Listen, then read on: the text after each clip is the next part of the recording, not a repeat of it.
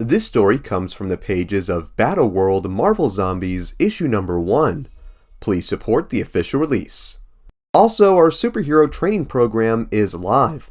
If you're ready to get your confidence back and finally get in the superhero shape you've always dreamed of, you can contact me in the consultation form in the video description below.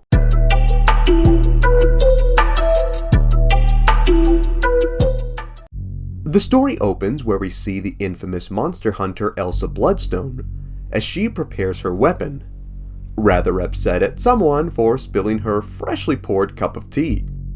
The monster who would dare do this to such an upstanding young woman would be a zombie, who rightfully got his head promptly blown off by the hunter. We would see Elsa was general in the middle of a full-on war with the Marvel zombies. However, this wasn't just any undead apocalypse. This was one of the insane battle zones that Dr. Doom had created after getting the powers of a god, thus creating this era's Secret Wars. Turning to one of her soldiers who had just been bitten, the man would tell her he was in great pain, where she'd then tell the dude to man up and there was no room for weaklings in her army. Wondering why even a dying guy couldn't get a little decency, Elsa would tell the general he didn't deserve it, mainly because he was not dying. There was no infection within his wounds, and he would be fine. Relieved to hear this, the overjoyed general would thank his commander for the pep talk where, oh, guess he was infected as Elsa shot the guy right in the chest, killing him instantly. Sleep soundly, my sweet prince. Elsa would turn to one of her sergeants where she'd note that the zombies had been a lot more coordinated lately and ask the man if they had found the horde's leader. Almost immediately upon asking this, the soldiers would be greeted by this leader, who was a zombified Red Nightcrawler ripoff called Red Terror. Oh man, he's not even the cool Red Nightcrawler ripoff like Azazel. Hey, silver lining though, at least this dude is pretty jacked. Red Terror would then use his abilities to teleport his way atop the border wall, which absolutely horrified Elsa's soldiers, who believed him to be too fast. This would be just another Tuesday for Miss Bloodstone though, who caught the guy between teleportation cycles and blasted him right in the head. Mocking the guy for having such a lame name, Elsa would then take out her knife and went to prepare the mutant's head as a rotted red trophy, where we'd see that he was not quite finished just yet. Wrapping his tail around Elsa, Terror would then teleport her through the skies, where she would straight up fight the man in between each cycle. Managing to lodge her knife right into the creature's neck, Elsa would plummet to the earth below, where she would fall unconscious. It is here where Elsa would dream back to her days when she was just a little girl. Here we would meet her father, Ulysses Bloodstone, who was rather disappointed in the young girl for getting knocked over in a fight by what appeared to be a small demon. Despite his little girl being only 7, Ulysses would call the young Elsa weak, saying that he mourned for his bloodline. He revealed that he had lived for eons, showing a mysterious crystal that had been lodged in his chest. It gave him powers and abilities that made him a great monster hunter.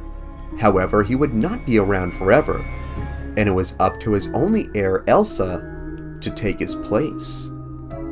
The girl would vow she would be a great hunter like her dad, who then callously told the child that she would be nothing like him. He had already slain the majority of the greatest monstrous threats.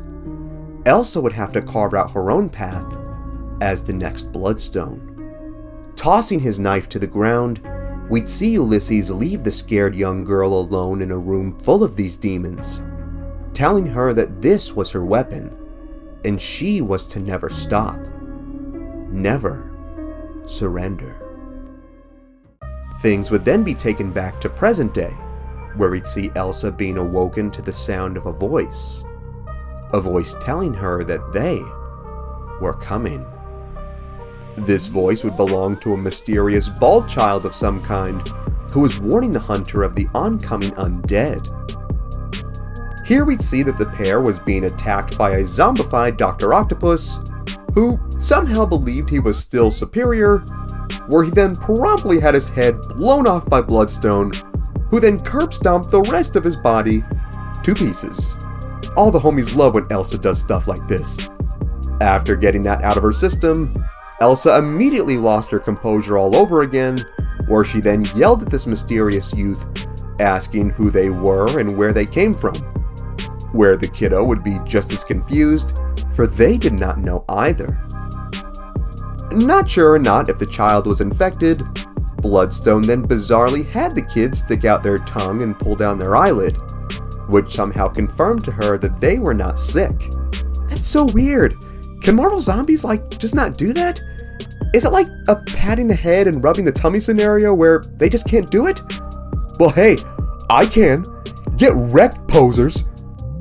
Here we would see just how severe things were, as Elsa would point out a series of mountains. No one had seen them this close. This would mean that Red Terror had teleported them over 200 miles south of the shield, leaving them literally stranded in the middle of zombie country. Stranded with limited ammo, and now an albino, follically challenged orphan child, even the mighty Elsa Bloodstone admitted that surviving this ordeal would be the hardest thing she had ever done. Having no options other than to walk, the hunter and the child made their way through this hellish earth to make the long road back to the shield. As the pair walked, the child, having more of a sense of direction than we all realize, told Elsa they were going the wrong way, where she, being the ultimate hunter and all, couldn't possibly admit she was wrong, and told the kid that their opinion was not welcome, and they were an idiot. The kiddo would then continue to urge that they were on the wrong path, where Elsa would then ask what their name was, where the young one did not know. She then asked if the kid had any powers, where of course, they did not. Seeing that she had to babysit this nameless, powerless sack of deadweight, the loving Elsa fondly nicknamed the little one the beautiful name of Shut Up. Despite Bloodstone's coldness to the child, dear old Shut Up could not shake the feeling that they were headed in the complete opposite direction from where they needed to be. We then see that perhaps the young one was right, as we'd see a withered, starving, but still very dangerous zombie Juggernaut emerge from a pile of rubble, ready to claim his first treat in ages. Attacking Elsa, causing her to lose her gun, the brute would make his way upon the woman, where the child would reach for the weapon, with Elsa demanding for them to open fire.